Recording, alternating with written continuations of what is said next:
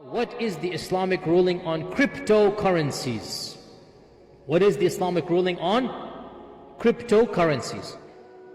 So, cryptocurrencies are a new form of decentralized commodities, and the point of cryptocurrencies is to be a type of currency that is not backed by a government, it's not backed by a known institution, it's not backed by the banks, and it is created by groups of people that, generally speaking, are not too sympathetic to banks and governments.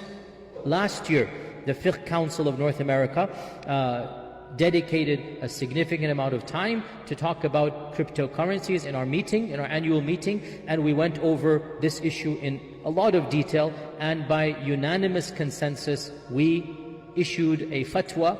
To be more precise, we will be issuing a fatwa within a week or two, but the fatwa has been finalized. I have drafted the initial draft. It's just going to be circulated amongst the other members and then released, inshaAllah ta'ala, maybe by next month after Hajj. But it is unanimous. We all agree. Cryptocurrencies, firstly, our fatwa is about Bitcoin only, not about all of the currencies, because every currency has its own ruling.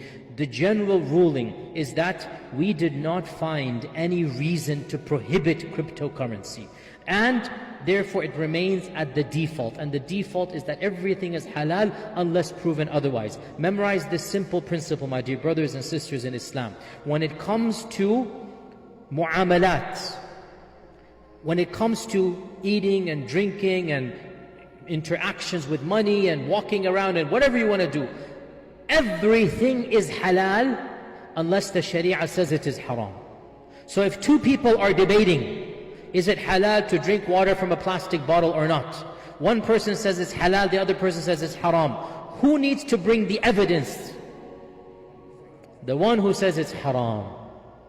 The one who says it's halal does not need to prove anything. Everything is halal unless the evidence is that it is haram. Is that clear? So we looked at every single criticism of cryptocurrency, and we looked at a number of fatwa committees around the globe. Some of them said it is haram, some of them said it is halal. And we looked at this in detail. And from us in North America, we concluded that none of them raised objections to the level that it makes it haram. So they said, for example, there is no value to cryptocurrency. And the response to this is value is relative. They said, of the objections, they said there's no government that backs it. The response is, you don't need to have a government to have some. So all of these, we looked at every objection after the other, and we came to the conclusion, there is no issue that will make cryptocurrencies haram in general, and Bitcoin specifically we looked at. And we said it is halal to mine it, it is halal to invest in it and buy and trade in it, but the value of fiat currency will apply to cryptocurrency, which means spot trades must occur. You must trade it on the spot value right then and there. When you purchase, you get your money back. You cannot just delay and have an unknown value. Just like if I exchange dollars for pounds, if I exchange rupees for liras, it has to be done instantaneously, yadan biyad. So too, cryptocurrencies must be done immediately. You cannot have a transaction that is delayed.